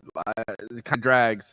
It's an hour and 40 minutes it takes to find Nemo. So like as opposed to like Toy Story, which is an hour and 17, or like Bug's Life is an hour and 35. Like it's kind of interesting how much difference that I think makes. Okay, so it's kind of AI. But when was the last time you guys watched the original Pinocchio? I was going to go through when I watched the Guillermo del Toro one. I was actually going to go through and watch all the versions of Pinocchio, and I just didn't. Okay, it seems like it goes on forever. It is the slowest fucking movie I've ever seen. It is a glacial pace, and the reason why is what I think a lot of the early Pixar movies that might feel a little longer, like Finding Nemo in particular, they love the look of it. they're like, oh, adults are going to eat up the look of this. So let's explore the look of it. And that's for theaters. That's the wow moment in theaters. That's when you see the last Spider-Man movie. There's the hold for applause, pause, like during certain parts that do not translate for home viewing at all. Wally's I still clap when Andrew Garfield appears. Oh yeah, I so clap when the circles appear in the Avengers movie. I'm like, yeah, fuck yeah. But Let me relive that moment.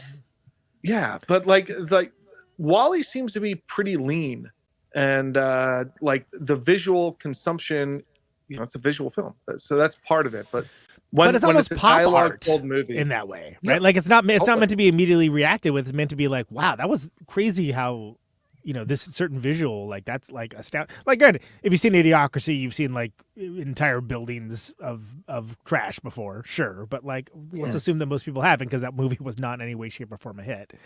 It's an affected image, and again, going to a much larger, not just U.S. but international audience. So it is something where it is like pop art rather than applause line art. I don't know what the for that. Well, the thing about like a movie like Pinocchio, right? Like the story is like the original Pinocchio book is like a book of stories. Each one is like its own, like, you know what I mean? And I feel like the movie Pinocchio feels like that.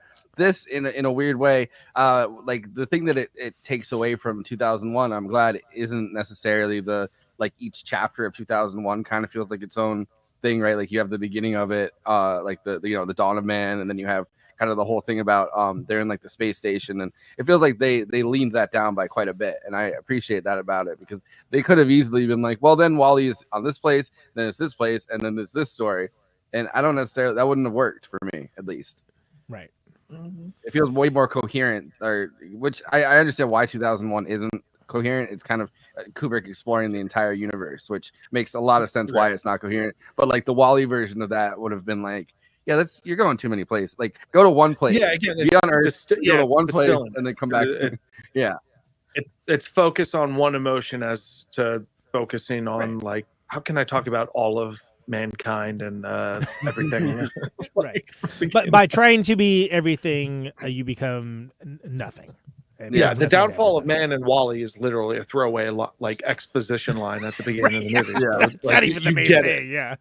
Well, you can look at any of those humans and get it. You're like, you guys are fat. I get what happened to you. Like, none of you get off the chairs. Like, well, and it was something where was in the corporation that ended up taking everything over. It was in their interest to keep everyone soft and compliant, right? So, but again, it doesn't need to be like explicitly saying that. You get it. You see their like little like floating Barco loungers with their little their digital displays going. It's all right there. Yeah, and it also like very clearly posits the idea of like, for what? Like, because the money is all on the ground. It's on the ground, and Wally just like drives over it. No one gives a shit about the money. No one cares. Like no one cares.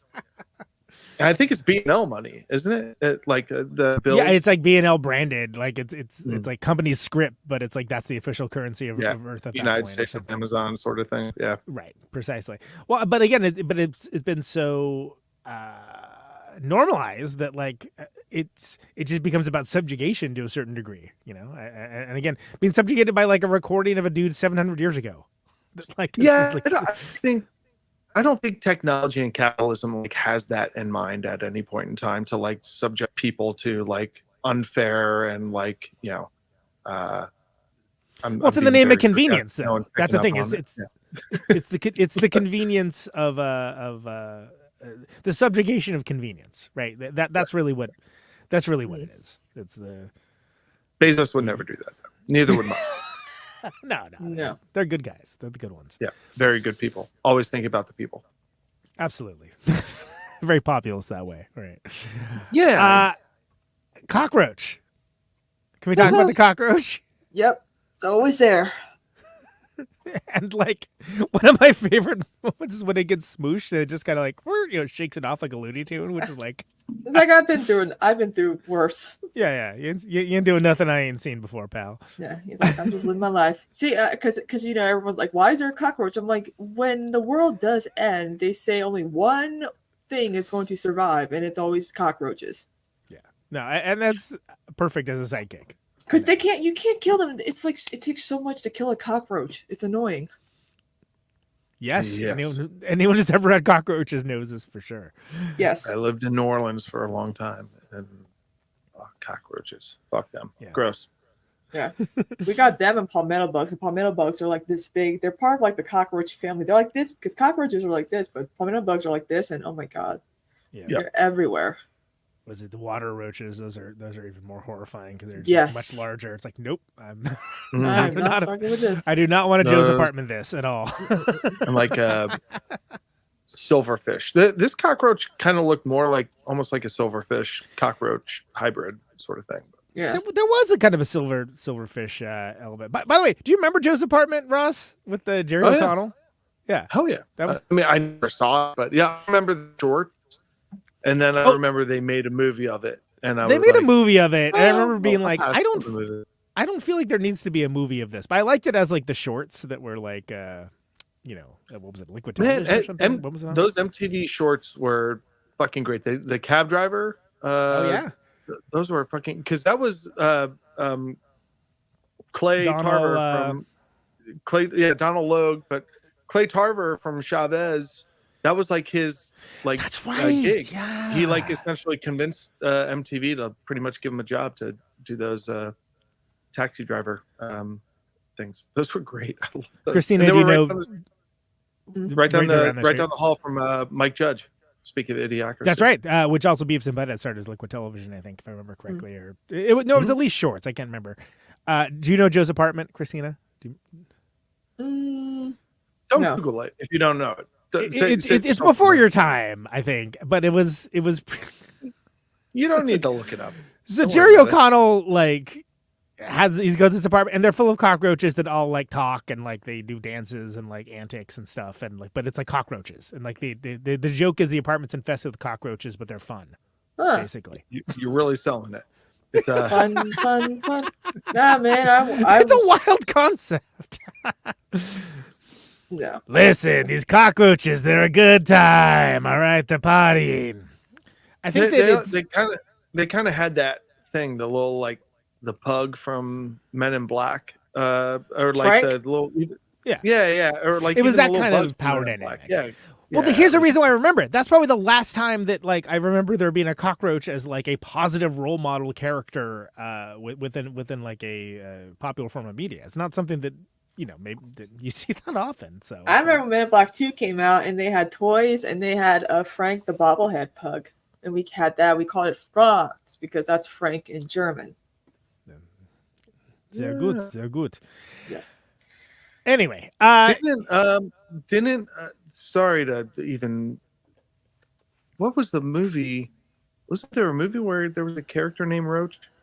Why am I blanking on it? It's not Buffy the Vampire Slayer. I want to say it was like David Arquette in Buffy the Vampire Slayer, but it's not. But I can't. Anyway. Too many tangents. Too many tangents, yeah. 2 thumbs up. Trademark. Yeah. I just definitely didn't think there needed to be a movie of Joe's apartment. I was like, you know what? We don't need that. It's okay. It was great, like for like the 2 minutes or so that it was on the television. It was perfect. Yeah. And Either commit to a trilogy or don't do it at all. Right, exactly. I need a full Roach franchise. So get this, the Roach is a foul mouth. See? Yeah, no. I'm looking for that. Anyway, so anything else? Should we go to Letterboxd One-liners? What are we doing here? What's happening? I mean, I want to say about like the roach. I feel like roaches are like what human beings wish that they were, right? Like adaptable to the point where they can't be wiped out off the earth, and also, the fact that they consume everything pretty much is like in a weird way. There's like a humans like kind of wish they were that, right? Like or think of themselves as that. Or think of themselves as that.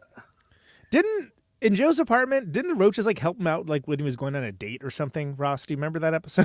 I think I remember that was being like, wow, these roaches are really helpful to Jerry. Yeah, but it was all like they would ruin it and they would have terrible ideas, or they were good intention, but didn't have good execution. These roaches. Yeah. So great idea for a short, not a great idea for a feature length, unless you're going to commit to the trilogy.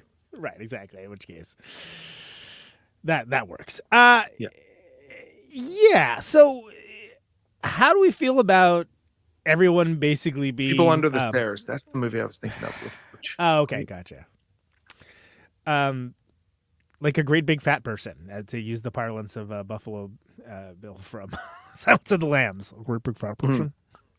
Kind of like, I get it, and I think it makes sense for the story, but I was sort of like, oh, I don't remember them being like all obese necessarily. But again, as we established, I didn't remember anything except for the first 30 minutes apparently. So I think it makes sense. I think it's the narratively it's explained away. It's sort of, there's it's fraught, I guess, as a topic potentially. Yeah, it's weirdly grounded. A weirdly grounded analogy for something that would actually happen to you in space is pretty much the best explanation for it. I mean, I think it's explicable because of that, but I could imagine it being subject to some think pieces if it came out today. I saw a Slate piece that was like, Wally treats fat people the wrong way, and I was like, yeah, we're not doing this discourse. It was from 2008. It was one of the early pre-Twitter think pieces. Right. Didn't catch on quite the. Can't get those clicks. I mean, I really like the fact though that like part of the pitch to get humans into space is you'll never have to stand up again. You just sit the whole time you're there. We were watching it, and Lindsay was like, "I want one of those chairs." I'm like, "Of course you do. Of course you want one of those chairs because that seems great. You say that now, and then when you are basically a gigantic adult baby, because your muscles atrophy." Of being in space with your muscles atrophying, right? Yeah. And then also the pitch is like humans have gotten so lazy, and like just the fact that they just give up in the middle of trying to clean up the earth after like what it has to be after like a couple years. It's just too much work. Yeah, humans are both like extra consumptive, which is why I think that the roach thing is kind of funny, and kind of just weak-willed, right? Like nobody wants to stand up anymore. They all want stuff delivered directly to them, which presumably is the thing that by and large originally took over the world by doing. Just like, you guys don't have to get up, we'll just bring the thing to you. Yeah. Well, which people would fall into the trap of for sure. Yeah, it's a funny juxtaposition too. Like you guys are watching 2001. Exercise is like a very big scene in that movie, and a lot of space movies, the exercise and like forced treadmill time and everything like that is like crucial. You don't see a single individual in this movie exercising at all. And also, you don't see the Cousin Eddie. Maybe it's just because I just watched Christmas Vacation earlier, but like you don't see the Cousin Eddie like unloading the shit of his or her chair, like being like, "Oh, I've been sitting here all day, shitter's full." Like you don't right emptying the RV tank from the Dave Matthews Band onto the river below. Well, I think that it's kind of fascinating, like 2001 especially, right? It's the year before they launched this successful trip to the moon, and human beings are gunning for it. They're like, we're gonna go to the moon, we're gonna do space travel. This is like the next frontier. We're on the next frontier. It's gonna be fucking awesome. JFK, that's what he wanted, like, his fucking new frontiers, man. Like we found the new frontier. And then after that, they kind of just gave up because the only place they could really get to is the moon, and it's boring on the moon. They're like, well, we've seen it now. So there's like I think there's a pre-space launch like kind of hype where it was something like 2001 really, really guns for it. And then a movie like Wall-E, after we stop going to space, nobody really thinks we're gonna get to Mars in the next whatever amount of time. Like they're like, yeah, we've kind of given up on this. We're kind of just fat now.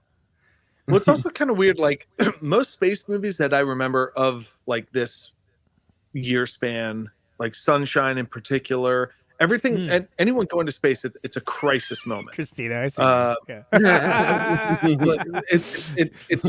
It's a worldwide crisis moment. So it's a very international crew and everything like that. Everyone seems to be pretty much American, or I don't know if like English is just the universal language on Earth at this point in time, at this juncture in the future, or what. But I that one was kind of a little weird to me as well, because a lot of white people too. A lot of white people. Well, and I mean that's also why who the fuck is having sex and continuing the human like? Have they figured out a way to? Come on now. Yeah. What resources do we have? I'm just saying, like, this is America. Come on. Who the fuck's getting up off their chair to get onto the other person to, like, have they figured out a robot that siphons cum out of you? Like, is that the? Oh, there's got to be. There's got to be that on this spaceship. What is my purpose? Well, it's very important. Give me that story. You're the cumbot, bro. Like you're the Sea Grabber 3000. Don't ask me what the C stands for. Just do the job. Has anyone seen Israel? Poor I think Things yet? Israel has one of those. What's that, Ross? Has anyone seen Poor Things yet? No, I'm very excited to see it though. Me I'm going to too. see it. It opens in Milwaukee in like 2 days. Otherwise, I would have seen it already. Okay. So Yeah, I'm excited to continue this. Cum extraction part of the conversation with implanted intelligence after you see that movie. Okay, we'll take a beat on that. Movie night, cum extraction again. Yeah. Great. Anyway, So glad to be here, guys. Yeah, great. So Letterboxd, of course, is a place for film lovers to congregate, talk with and to each other, either about cum extracting robots or not. Doesn't matter. But know more about the films that they love, maybe the films that they didn't love, the films that have robots that they ship, as they say in the business. Everything in there is best expressed succinctly. But it's also not just the Siskel's and Eberts in the world. It's a bottom-up democracy. Everyone gets to have their say. They get to opine. And that's what this bit is. This bit is the Letterboxd one-liners for Wall-E. Let's roll them. Eve's gun draw is so fast, Tarantino would have cast her in a heartbeat if she had feet. I want to see her go up against Buster Scruggs in the beginning of the Ballad of Buster Scruggs, where he's like the fastest gun in the West. Where's that crossover? Yeah. Scruggs! Eva! We just wanting to act that out. Was that why you? I don't know. I watched the first scene of Buster Scruggs last night. 2008, A Trash Odyssey. There we go. It only took 7 years to get from 2001: A Space Odyssey to 2008: A Trash Odyssey. Yeah, it's weird how 2011 the sequel didn't you think they would address that, but anyway. I do feel like at some point we're just gonna start shooting more of our trash into space. Like well, that's how you There's get rid the of it. solution, Elon, for SpaceX. Just shoot all of our shit in space. Actually, it's 2010, the year we made contact. We regret the error. Ryan Gosling and Emma Stone wish they could dance as elegantly as these animated robots. True. That's just a statement of fact. La La Land. You know, like weirdly, I had a note about that with the Hello Dolly thing. Like I'm so just fucking over nostalgia for that like period. I appreciate a lot of the stuff there, but it's not like, who the fuck cares? Like, there's been so much better shit that's come out. You know what's really funny? I didn't mention this earlier, but originally they were gonna do more of like the Django Reinhardt type stuff, like that kind of guitar for more of the music in this. But then Triplets of Belleville came out, which used all that kind of okay. All right, yeah, so and Andrew Stanton like watched that movie and was like, oh well, they're gonna think we're just ripping off Triplets of Belleville, which is another movie that doesn't have that much dialogue in it. Yeah, and a lot of lazy humans sitting in front of TVs. So, I wish Wally could meet Paddington. I just know they'd be best friends. Yeah, that'd be cool. And then Paddington red pills Wally and is like, "Yo, leave that woman does not deserve you, bro. Like, leave her." You know what? I gotta say, I haven't seen Paddington 2, but I saw that Paddington movie. Really good. Like everyone would be like, Paddington 2 is great. And I heard Paddington 2 is even better, according to Zach Marsh. Did you watch it yet? I'm like, no, I didn't watch it yet. I'll get to it. Oh my God, can't wait for the live action version of this in a few years when we've officially destroyed the planet. President Al Gore, and he's like, I told you guys. I told you guys not to destroy the planet, but now that you have, enjoy your robots out in space. Fat piece of shit. They finally let him be president, but it's after the corporations slowly take over. Yeah. And he's like the last politician they can really find. Exactly. Is that why he has Rutger Hauer hair now? Is that what the vibe is? He's got Roy Batty hair. Wally is the only simp we can trust. True. That's fact, especially after last episode, right? Big simping and simping.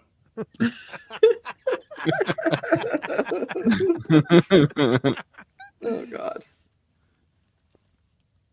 The greatest trick Pixar ever pulled was convincing the world that cockroaches can be cute. Yeah. Word. I knew a girl who had a pet cockroach. Who had She a would pet kiss cockroach? it. Wait, you knew a girl that had a pet cockroach? She brought it into second grade, and she would show us. It was very well trained. Surprisingly, it didn't try to hide or run away. It just stood in her it's a hands, and she was cockroach. kissing it and shit. And I was like, and I thought I was weird. It's a cockroach. Of course it. It's like I don't give a fuck. It was one of the cast from Joe's Apartment. Actually, it started singing. Yeah. Joe's Apartment. Thank you. How long do they live? 600 days. It's longer than I thought.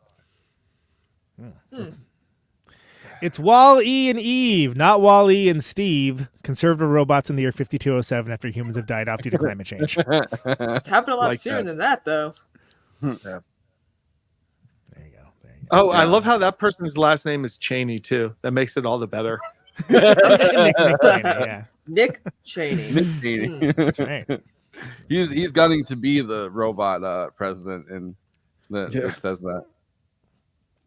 Bold of Disney to finance and release a movie about a mega corporation that destroys the earth. Well,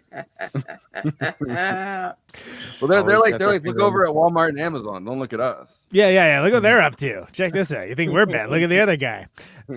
Those are the Letterboxd one-liners for Wall-E. Please follow the show on our HQ account at Movie Night Extra on Letterboxd. We're logging all the films that we cover on here. Captain of the Axiom, a.k.a. Wall-E at Always Flacco over there, logging stuff as well.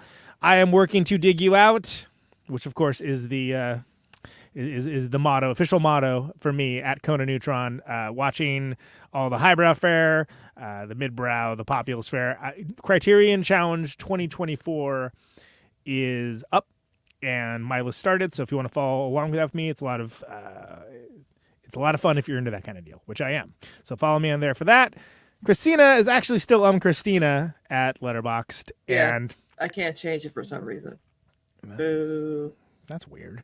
But she's you can follow her on there. She's getting up to, what are you doing? Christmas movies? Is that what you said you're gonna be doing? Okay. All right. She's doing a bunch of Christmas movies.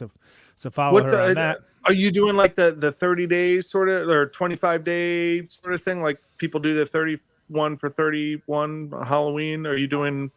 I should do that, but I've only logged in a few movies. I didn't really. Isn't it this weekend? You need to probably get going on it. Yeah. If you're going to. Yeah, I know. Well, I'm doing like 12 Days of Christmas, actually starting on the 25th, and I think it ends on the 6th, which is Epiphany, if I'm correct. Because I have customers who celebrate that holiday.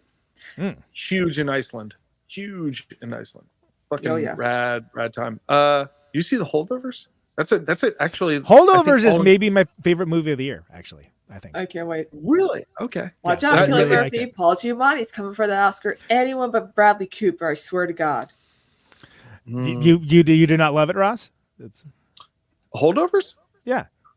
Oh, I was floored by it. I thought it was incredible. Great. I thought it was Hal Ashby's best movie that he'd never made. But like the 12 Days of Christmas, I think the movie does take place during that window. I think it ends on January 6th, as all things Conan supports do. And January 6th. I'm known for it. Yes. Yeah, no, I've been trying to watch. I've been trying to do the same sort of thing with holiday movies, like with the kids and stuff. But like, I just find myself watching Christmas Vacation over and over and over and over again. It's a good one. It's a really. I watch that most Christmas seasons. I think I watch Ernest Saves Christmas. The times like my family is like, hey, you want to watch a Christmas movie or something, and it's usually that. I think they're probably sick of it at this point. It's really good. It holds up. Okay, he puts up the lights and nothing shocks him. What do you want? What do you want from me? Anyway, those are the Letterboxd one-liners. Kristina, would you please take us away with the plugs? Yes, since Andy's not here, I'm filling in for him. So if you're watching this, please like, share, and subscribe. If you want to know when we go live, click that notification bell. It usually should work. And one thing that will definitely help us hit you in the algorithm is that if you watch this video through the whole thing, I'm telling you, because you hear a banging Conan Neutron song, obviously. Right. We're on Twitter, Blue Sky, Threads, everything at this point. Instagram. Are we still live on Instagram? Did we do that? Yeah. Sweet. No, actually, we didn't do it this time. Whoops. Oh, okay. Yeah, they got popped by and large anyway, so it's all by and largeogram. Yeah. Yeah. Conan, you got Pratak Reversal coming up too? Yes. Yeah. So I just had Jamie Stewart from Jushu was on for the last one. That was a great episode. It was like really long as well. And that's for patrons right now, but it's being released to general populace. Matt Kronk of Quee and Cunts, who are back, is going to be on Thursday. And again, a controversial band name in America, less so in Australia. But it's CNTS. They decided to take the U out of it. And you're gonna be going back on tour soon, right? Spring. So we'll be announcing some dates coming up for that. So PronocVersal.com for the show, and then neutronfriends.bandcamp.com is probably the best place to hear our music and get Adult Prom. Yeah, you got the Adult Prom split LP, but also, would you say that it'll be springtime for Conan, Neutron, and the Secret Friends? Yeah. So, and Hitler. Springtime for Hitler. We should do the producers one time. That'd be great. But there'll be a bunch. I can't announce any of it yet, but I think sometime during Adventure Month I'll be able to announce some of it. But come to a place near me. Dominantly, there's some Midwest, some West Coast, no East Coast yet. But that's all I can say. But I think that's it for you, right, Conan? You got anything else? Anything else exciting coming up that you want to share? I don't think so. I think that's probably it. That's like the most efficient mic plugs I've ever been, by the way. Well done. It can go fast when it's not a guy trying to keep up desperately with his notes for half an hour. This is what happens when you listen to everything. Because I know I'm always the backup for the plugs. Ross, do you have anything going on? No, nothing. Nope, not a goddamn thing. I'd like some stuff next year. Nothing to be discussed or announced at this point. I mean, Rigs of Dads, you're finishing up Bands in the Ruin, and I know that because I'm a patron. That is true. The finale episode for Bands on the that's not finale. We have one last hurrah where we're going to talk about the reunion. But yeah, the finale. If you ever watch VH1's long loved but short-lived classic Bands on the Run, it's all on YouTube for some reason. Watch it. It's incredible reality television. And we just did the episode where they talked about, or what they did the finale. We talked about that. And it was, spoiler alert, easy to figure out since episode 1, because we kind of spoiled it, episode 1. But anyway, it's been a great series. And I say that as someone that I watched it the first time because I had a roommate that was obsessed with it. And which is weird because I wasn't really watching TV at the time. But the fact that like you guys did an entire series on them is amazing. Would have been more amazing if I had been on it, of course. But it was a really incredible series. I agree with most of that. I disagree with the fact that it was a really great series. We all felt like those bands at the end of it where we're just like, God damn it. Like we were texting each other like, do I have to watch fucking 3 hours of this shit right now? What are we doing? Yeah. Why are we doing this? To be clear, I meant your series on it is a great series. Not the Bands on the Run is a great series. It's an objectively like crazy flashpoint in the beginning of reality television history, and it's bizarre. Weird time capsule. Yeah, it is a fucking insane time capsule. But I recommend it. It's what reality television still could be if people cared. If by and large cared. Reality television would still be this good. So if you and you can find on the Rigs of Dad Prodcast, PROD. Yeah, that's correct. Available on I think all platforms. Maybe, but shout out the Instagram too, so you can get a couple followers too. Yeah. At Rigs of Dad, that's up there. I honestly this month has been just such a fucking clusterfuck of a blur. I'm not going to bore you with it, but I'll just say I live in Washington D.C. or right outside Washington D.C. work in Washington D.C. And anytime there is a looming government shutdown, which there's been I think 3 of within the past however many fucking months, it is living hell for us. So my like ability to commit to anything creatively in any capacity at all has been scarce, if that, because of these fucking clowns. So, yeah, my plug. Vote for anyone Oh, besides here's, people that. There's the Rigs of Dad Christmas greetings picture. Thanksgiving. That was the Thanksgiving one. Yeah. Oh, was it? Okay. I haven't yeah, done my I own post that one plugs, every by the way. Thanksgiving. Of course you do. It's fine. Yeah. Yeah. So I'm gonna be on tomorrow night at 8 p.m. Eastern with the Letter Hack. We're gonna do call-ins together. Oh, cool. Awesome. That's gonna be fun. Yeah. He's got a jam-packed week. He had Francesca on. I noticed that. Yeah. And, Yeah, and good. someone else on recently too. Yeah, I Me. know. Yeah. And this guy. And I'll Not be Ross, though. streaming almost every day Never until Ross. the new year. So check me out, Twitch. But yeah, I'm everywhere on Cosmopolitan except for Letterboxd. But Because they won't let her change it, apparently. I didn't know. yeah, That seems really weird, but okay. yeah. So and also my commands are not working, so there's a lot of Twitch stuff I gotta fix. So I'll be doing that as well. And of course, in absentia, J. Andrew World, right about now too on most things. He's on all the stuff, doing the things. So we hope he feels better soon. He's doing the stuff with the things. Listen, kid, he's doing the stuff. He's with it with the things. He's real busy over there. This guy. I gotta have Uncle Alligator do the intros. Look, he's not doing all the stuff. Listen, kid. kid. You want a future in this business, you gotta learn to adapt. But Ross, you got some final thoughts? Anything we didn't get to in the main episode? For Wally, the final thoughts on Wally. I know this is when you're so disoriented. You're like, where am I? What's happening? Yeah, I like, enjoy it in reality soon enough, I guess. Like, I think we're past the point of no return, unfortunately. So, like 700 years away in the movie. It's kind of like Blade Runner. It's like, oh, remember when they said this was 700 years in the future, but it's actually now, and like Blade Runner's 2019. It's like, this is welcome to 2030. So enjoy it while you can. Yeah, it sucks. Go visit a landfill. Kristina. Okay, so all I'm gonna say is this film is way too on the nose, but it's fantastic, and it gives you some feelings of nostalgia and like dread for the future. The two genders, nostalgia and dread for the future, and nostalgia. Yeah. Conan.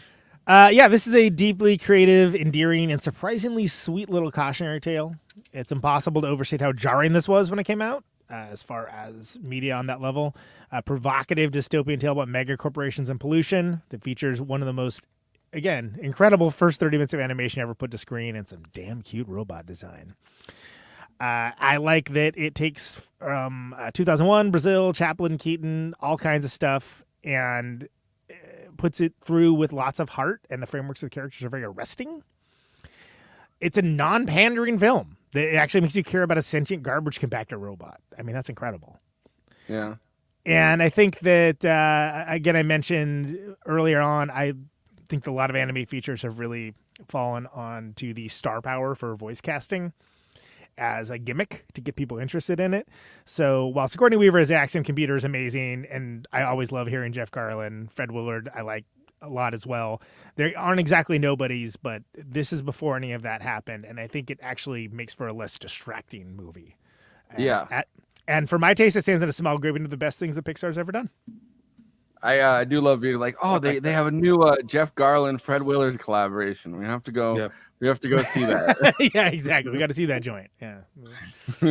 Chris Pine and John Ratzenberger. Yes. Yeah, it's got all the Chris's. It's got Pine. It's got Evans. It's got Gaines. Chris Gaines. We're 5 years away from the WALL-E remake with Chris Pratt going. Well, Chris Gaines. That was Garth Brooks' alter ego, right? You guys remember that? Yeah. Yeah. That's why he got away with murder. We're all Garth we know. Anyway, But, didn't expect to end on a Garth Brooks note, but here we are. we'll be back next week with the last show of the year. We're gonna be talking about 2001: A Space Odyssey. We've been building up towards it With Jerry Casale of Devo and Ravana, right? Yeah. Yeah. Awesome. It's gonna be great. That sounds like a fever dream though of like of the show. It's like Jerry from Devo and Ravana, the two. Yeah, I had this crazy dream. I was in 2001. The guy from Devo was there, and Ravana was there. You've Ray scared 9000. No, that's the next week. Sorry. It's the Ray 9000 unit. You know. She takes us straight to fucking the Supreme Court and then tries to firebomb it. We're gonna workshop this material too. We got a whole week. So yeah. All right. Well, I'll end it on that note.